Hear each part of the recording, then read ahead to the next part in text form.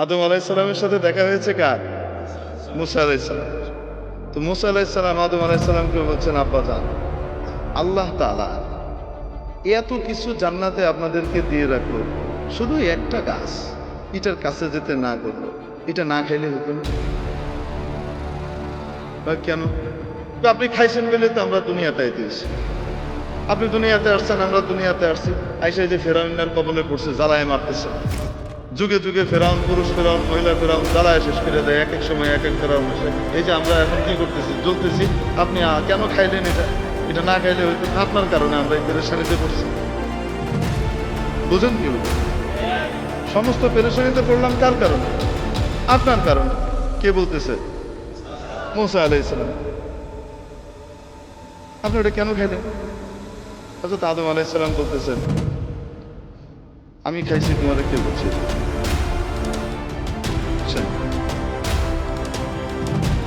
মুসা আলাইহিসসালাম বলেন, আমি বলি আপনাদের বাবার ছেলেদের মধ্যে সাধারণত 2 নম্বর ছেলে যেটা হয় বেঁচে, এটা চেতা টাইপের হয় সাধারণত। আল্লাহ তাআলা এটারে বানান শত্রু বাহিনী এসে যেন তার বাপের জমি টমি দখল করে নিতে না পারে। আর বড়টাকে বানান আল্লাহ তাআলা অনেক বুদ্ধিমান হয়, কিন্তু বেকুবের মতো থাকে, একটু সাদা সেদা থাকে, ওটা ঠান্ডা থাকে। আল্লাহ বানানি ঠান্ডা, কারণ সবাইকে লইয়ে চলতে হবে, ভাই বোনগুলোর ভিতরে যেন মিল মহব্বত রাখা যায়। সাধারণত এই বুদ্ধিটা আল্লাহ তাআলা বড়টাকে দিয়ে রাখে। আবার কখনো এটা বিপরীতও ঘটে। ঘটে কি ঘটে না? তো আদম আলাইহিসসালামের যে পোলাবেন আছে, এরা সবাইকে সমান। হ্যাঁ, সমস্ত নবীরাই আদম আলাইহিসসালামের আওলাদ, কিন্তু আদম আলাইহিসসালামের আওলাদের ভিতরে মুসা আলাইহিসসালাম হলেন মাইজা পোলাব, কাউরে ছেড়ে দেন। খুদ রসুল সাল্লাল্লাহু আলাইহি সাল্লাম যখন মেরাজে যান, সহিহ মুসলিমের হাদিস, যখন রসুল সাল্লাল্লাহু আলাইহি সাল্লাম কোথায় যান? মেরাজে যান। জিবরাইল আলাইহিস সালাম এক এক জায়গায় নিয়ে যাচ্ছেন। আপনারা বিরক্ত হচ্ছেন? আচ্ছা, নিয়ে যাচ্ছেন, এক এক আসমানে যান, এক এক নবীর সাথে দেখা হয়। এবং মুসা আলাইহিস সালাম পরিচয় করিয়ে দেন। প্রথম আসমানে দেখা হয়েছে হযরত আদম আলাইহিস সালামের সাথে।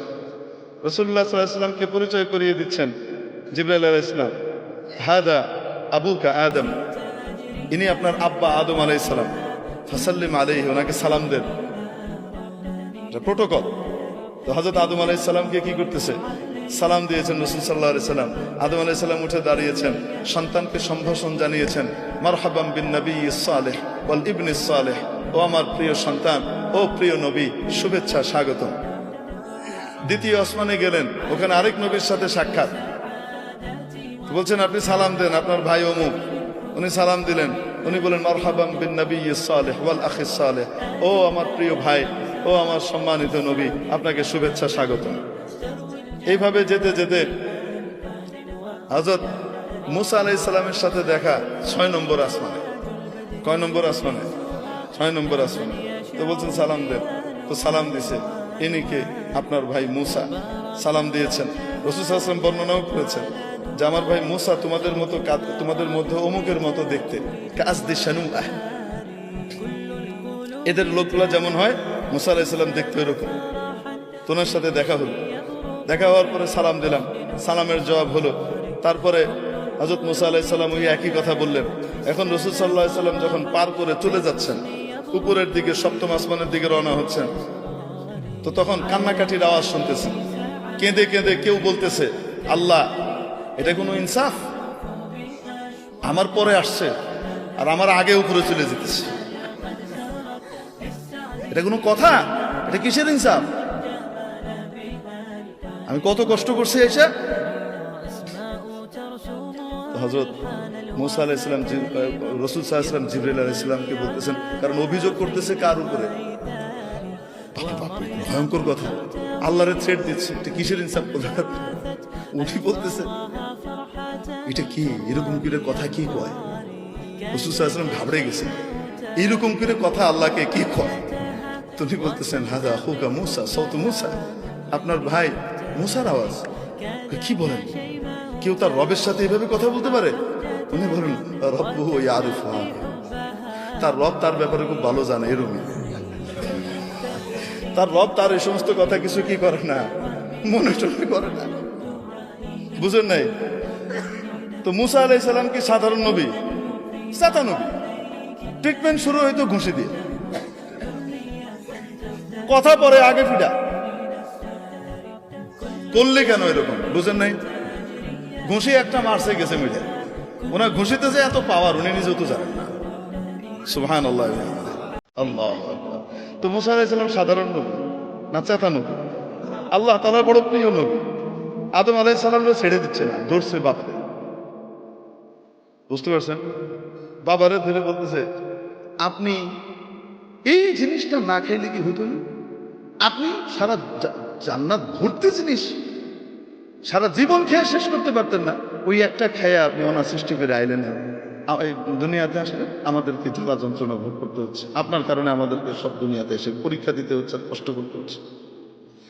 আদম আলাইহিস সালাম তো তার রব যেহেতু ওনার বান্দার এই ভাষা সম্পর্কে বুঝে, তো বাপও তো বুঝে, তো বাপও রাগ করতেছে না, চপ কথা কাটবি আমার লোক এভাবে কথা কস, এটা করতেছে বাপ ঠান্ডা। বাপ বলতেছে, আমি এরকম করে খাইছি তাই আমাকে দুনিয়া আসতে হয়েছে, তোমরা এসো। কে বলছো তুমি? তুমি ছিল তো? আমি থাকি আর না থাকি তওরাতের ভিতরে আছে। আমার কাছে যে আল্লাহ তওরাত কিতাব নাজিল করছেন সেই কিতাবে আছে, আপনি কাম ঘটাইছেন। তারপরে আমরা আসছি, তবে আদম আলাইহিস সালাম রাগ না। আদম আলাইহিস সালাম জিজ্ঞেস করে, আচ্ছা তওরাতের ভিতরে আছে? হ্যাঁ। তুমি তো তওরাত সম্পর্কে জানো? তওরাত কবে লেখা হয়েছে? হ্যাঁ, জানবো না কেন? কবে লেখা হয়েছে? আপনার জন্মের 50 বছর, 50,000 বছর আগে লেখা হয়েছে। আরেক রাতে 40,000 বছর লেখা আছে। 50,000 বছর আগে লেখা হয়েছে। ও,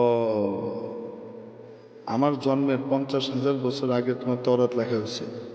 হ্যাঁ, তওরাতের ইতিহাস আমার উপরে তওরাত নাযিল হয়েছে, আমি জানবো না? আচ্ছা, তো বেটা একটু বলো দেখি, আমার জন্মের 50,000 বছর আগে তোমার কিতাবে যেটা লিখে দেওয়া হয়েছে এটা আমি করছি, আমার দোষটা করি? আমি করছি না, উনি চাইছেন তাই করছি।